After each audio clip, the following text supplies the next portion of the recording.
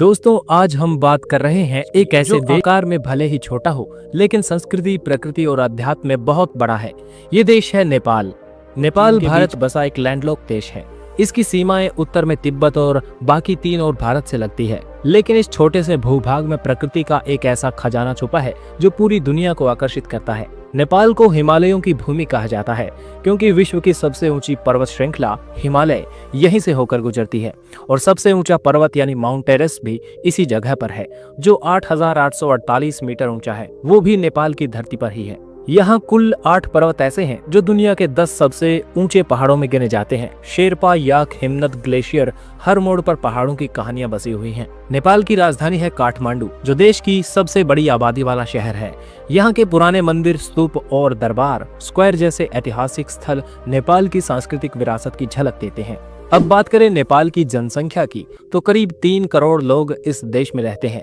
यहाँ की मुख्य भाषा नेपाली है, लेकिन हिंदी, मैथिली, भोजपुरी, थारू और अंग्रेजी भी यहाँ के लोग काफी जानते हैं। धर्म की बात करें तो नेपाल कभी दुनिया का एकमात्र हिंदू राष्ट्र हुआ करता था। आज भी यहाँ करीब 80% लोग हिंदू धर्म में आस्था रखते हैं। वैसे तो भारत में भी 80% से ज्यादा लोग हिंदू धर्म में विश्वास रखते हैं, लेकिन नेपाल एक सेल्फ डिक्लेयर्ड हिंदू कंट्री है। इसके अलावा बौद्ध, इस्लाम और ईसाई धर्म के अनुयायी भी बड़ी संख्या में हैं। बौद्ध धर्म के लिए तो नेपाल और भी खास है क्योंकि यहीं पर लुम्बिनी नाम की जगह में गौतम बुद्ध का जन्म हुआ था। लुम्बिनी आज भी एक अंतर्राष्ट्रीय बौद्ध तीर्थ स्थल है जहां दुनिया भर के लोग शांति की तलाश में आते हैं। नेपाल की अर्थव्यवस्था मुख्य रूप से कृषि, टूरिज्म और रेमिनेंट्स पर निर्भर है। यहाँ के बहुत से लोग बाहर देशों में काम करते हैं। भारत, खाड़ी देश, मलेशिया और कोरिया जैसे देशों में जो पैसा वे घर भेजते हैं वो नेपाल की अर्थव्यवस्था की रीढ़ है। टूरिज्म भी यहाँ पर बहुत बड़ा सेक्टर है। ट्रैकिंग, क्लाइंबिंग, स्पिरिचुअल टूरिज्म और एडवेंचर एक्टिविटीज की वजह से हर साल लाखों विदेशी पर्यटक नेपाल आते हैं। पोखरा, काठमांडू, लुम्बिनी, चितवन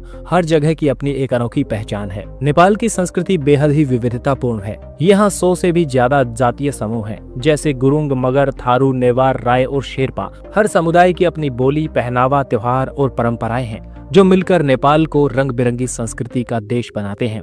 अब बात करते हैं प्रशासनिक ढांचे की। नेपाल एक संघीय लोकतांत्रिक गणराज्य है। 2015 में यहाँ नया संविधान लागू हुआ और देश को 7 प्रदेशों में बांटा गया। नेपाल का राष्ट्रीय ध्वज दुनिया का एकमात्र त्रिकोणीय झंडा है जो इसकी अनोखी पहचान को दर्शाता है। अब थोड़ी बात करें नेपाल और भारत के रिश्तों की। नेपाल और भारत के बीच सदियों पुराना सांस्कृतिक और धार्मिक संबंध है। सीमा यहाँ पर खुली हुई है। बिना वीजा के लोग एक दूसरे के देशों में आ जा सकते हैं। भारत की तरह नेपाल में भी राम, शिव, दुर्गा और कृष्ण की पूजा होती है। यहाँ जनकपुर में माता सीता का जन्म स्थान भी माना जाता है। लेकिन हाँ, कभी कभी राजनीति में तनाव भी आ जाता है, जैसे सीमाओं को लेकर या चीन के साथ संबंधों को लेकर। फिर भी लोगों के स्तर पर प्यार और भाईचारा बना रहता है। अब अगर आप नेपाल घूमने का सोच रहे हैं तो ये जान लीजिए यहाँ आने के लिए आपको भारतीय पासपोर्ट की जरूरत नहीं पड़ती।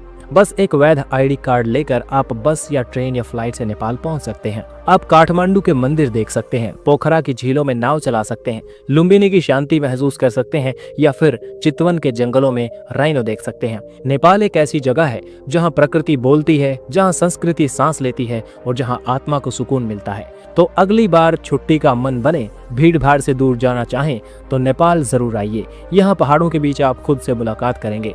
वीडियो अच्छा लगा तो लाइक जरूर करें, शेयर करें और जुड़े रहिए ताकि ऐसी वीडियोस आपको मिलते रहें। Thanks for watching. जुड़े रहिए एक्सप्लोर YRS के साथ।